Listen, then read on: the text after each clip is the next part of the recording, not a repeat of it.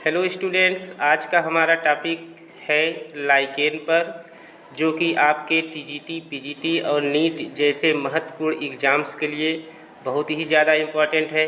आपने देखा होगा टीजीटी 2021 में इस टॉपिक से 2 क्वेश्चन पूछे गए थे। तो ये जो टॉपिक है इसका आप नोट्स भी बना सकते हैं और इसमें जितने भी महत्वपूर्ण चीज़ें हैं उनको शामिल किया गया है।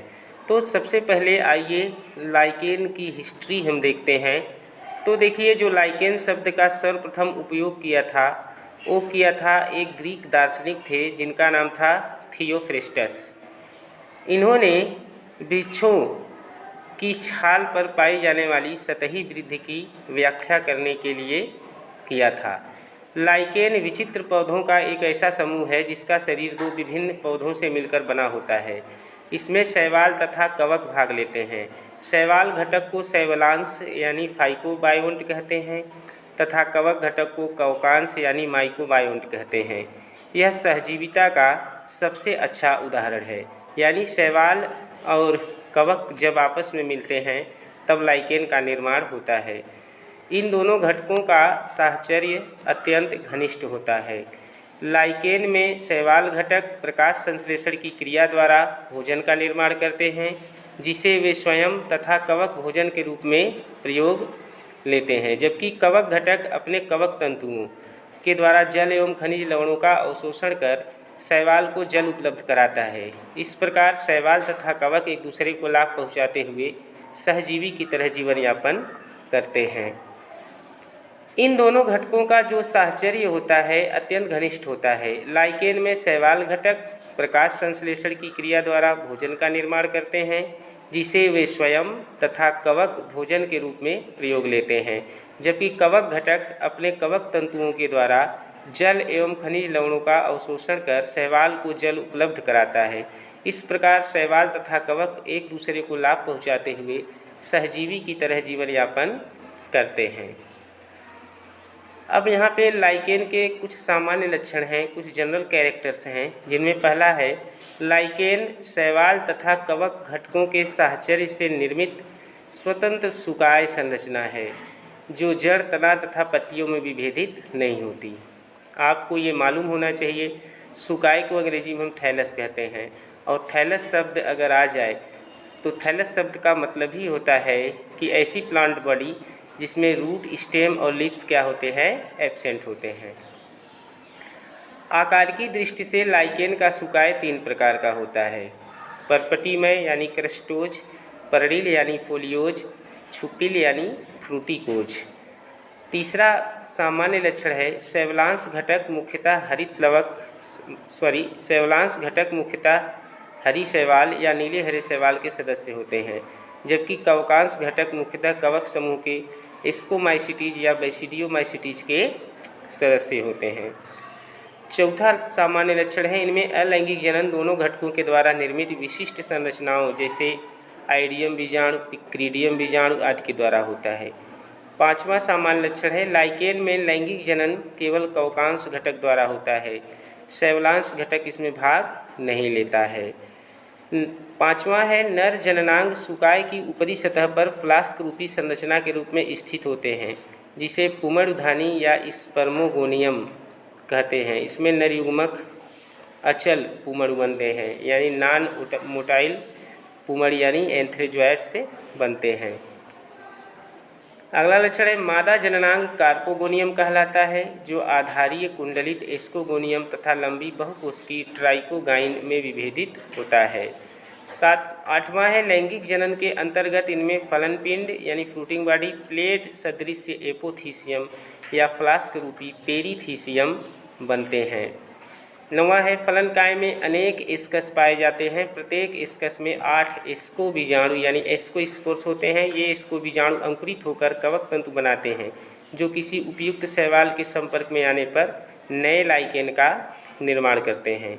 और 10वां सामान्य लक्षण है इनकी वृद्धि अत्यंत धीमी होती है तथा इनमें उच्च तापमान तथा शुष्क दशाओं में जीवित रहने की क्षमता होती है। 11वां है इनमें लाइकेन अम्ल नामक विशिष्ट प्रकार का अम्ल पाया जाता है, या लाइकेनिक अम्ल भी आप बोल सकते हैं। और इसका अगला जो खास लक्षण है, ये वायु प्रदूषण के सूचक भी होते हैं। यानी ये ऐसी जगहों पर उगते हैं जहाँ की हवा बहुत शुद्ध होती है। अब इनके हम हैबिटेट की बात करते हैं, आवास की बात करते हैं। तो लाइकेनों की लगभग 400 वंश तथा 1600 जातियाँ पृथ्वी के विभिन्न भागों में फैली हुई हैं। ये बहुवर्षीय पौधे होते हैं। लाइकेन्स वृक्षों की छाल, पत्तियों, स्तंभों, रेतीली मिट्टी, चट्टानों, पत्थर, घरों की दीवारों तथा खाली भूमि पर पाए जाते हैं। इन्हें 4 श्रेणियों में आवास के आधार पर बांटा गया है। पहला सेक्सिकोलस।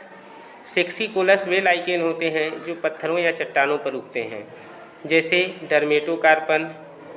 दूसरा कार्टिकोलस, ये वृक्षों की छालों पर उगने वाले लाइकेन्स हैं, जैसे असनिया। तीसरा टेरिकोलस, ये कम वर्षा वाले क्षेत्रों की मृदा में उगते हैं, जैसे लेसीडिया। और चौथा लिग्नोकोलस, ये काष्ठ के ऊपर उगते हैं, यानी लकड़ी के ऊपर उगते हैं, जैसे साइफिलियम।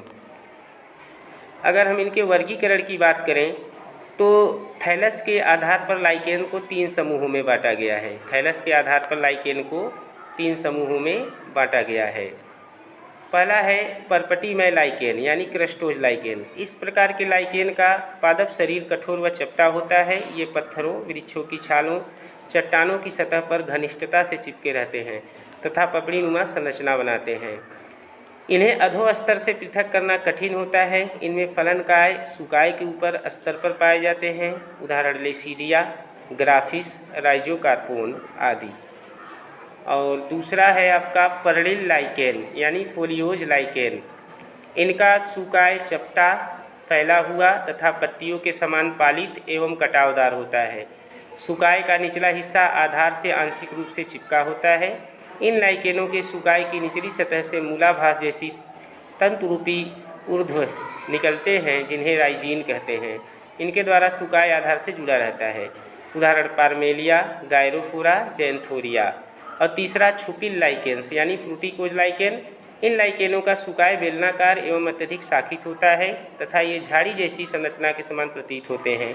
इनकी चपटी अथवा बेलनाकार शाखाओं की वृद्धि ऊर्ध्व दिशा में होती है तथा इनका पादप शरीर या सुकाय अधोस्तर पर एक आधारी श्लेष्म बिंब, यानी बेसल म्यूसिलेजिनस डिस्क की सहायता से चिपका रहता है, उदाहरण है असनिया, क्लेडोनिया। अब हम अगर इनके यूजफुल इम्पॉर्टेंस के बारे में बात करें, यानी इनके लाभदायक महत्व के बारे में बात करें, तो लाइकेन्स के बहुत सारे क्या हैं, इकोनॉमिक इम्पॉर्टेंस है।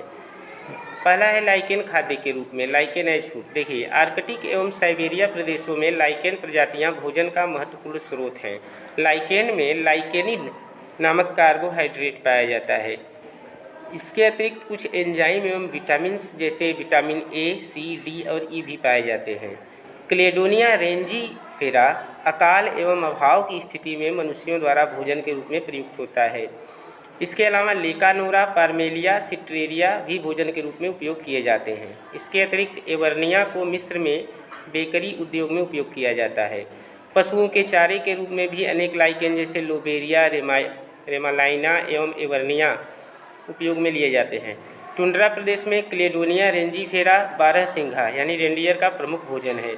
इसी प्रकार इलेक्टोरिया तथा सिट्रेरिया घोड़ों, गायों, बैलों एवं सुअरों का प्रिय भोजन है। औषधि के रूप में उनका क्या उपयोग है? देखिए, असनिया एवं क्लेडोनिया के पादप शरीर से असनिक अम्ल प्राप्त होता है। यह जलन एवं घाव के मरहम तैयार करने में उपयोगी है। पार्मेलिया सेक्सेटिलिस का उपयोग मिर्गी यानी इपिलेप्सी के उपचार में करते हैं। एवर्निया फरबेसिया का उपयोग खांसी के उपचार में करते हैं। असनिया बारबेटा का उपयोग बाल मजबूत करने एवं मूत्र रोगों के उपचार के लिए करते हैं। लोबेरिया पल्मोनेरिया का उपयोग फेफड़ों संबंधित रोगों के उपचार में किया जाता है। सौंदर्य प्रसाधन एवं इत्र के रूप में देखिए, रेमालिना एवं एवर्निया के पादप शरीरों में विशिष्ट प्रकार की सुगंध निकलती है, जिसके कारण इनका उपयोग धूप बत्ती, अगरबत्ती, हवन सामग्री, सौंदर्य प्रसाधनों एवं साबुन बनाने में किया जाता है।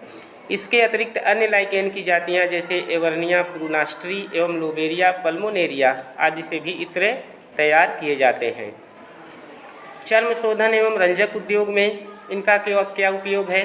प्राचीन काल से अनेक लाइकेनों की प्रजातियों का उपयोग चर्म शोधन एवं रंजक के रूप में किया जाता रहा है। सिट्रेरिया आइसलैंडिका तथा लोबेरिया पल्मोनेरिया के सुकाय से प्राप्त लोकोनेरिक अम्ल एवं कार्बनिक अम्ल का उपयोग चर्म शोधन में किया जाता है। इसके अतिरिक्त अनेक लाइकेन से कई प्रकार के रंजक प्राप्त होते हैं जो वस्त्रों को रंगने एवं पेंट में काम आते हैं। जैसे पार्मेलिया अम्फालाडिस से भूरे रंग का अभिरंजक प्राप्त होता है जिसका उपयोग ऊन एवं सिल्क तंतुओं को रंगने में किया जाता है। आर्सिन नामक नीला रंग आर्चिल का शुद्धिकृत रूप है जिसे सिट्रेरिया आइसलैंडिका से प्राप्त किया जाता है। इसका उपयोग ऊतकीय अध्ययनों में अभिरंजक के रूप में किया जाता है। रोसेला टिंक्टोरिया नामक लाइकेन निचोड़ से लिटमस का घोल प्राप्त होता है जिससे लिटमस पेपर तैयार किया जाता है। किण्वन एवं आसवन में रूस, स्वीडन आदि देशों में क्लेडोनिया रेंजीफेराइना, रैमालिया फ्लेक्सिनिया, असनिया फ्लोरिडा लाइकेनों का उपयोग किण्वन द्वारा शराब तथा बियर बनाने में किया जाता है।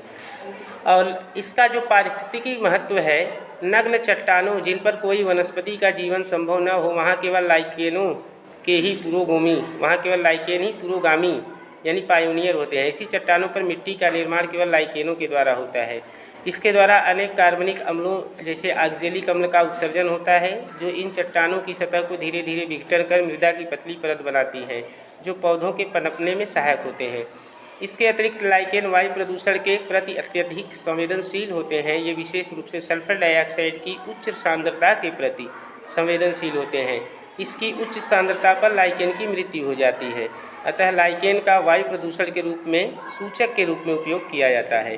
तो ये कुछ जो है महत्वपूर्ण टॉपिक्स थे लाइकेन के बारे में जिसे आप अपने कॉपी में नोट कर लीजिएगा।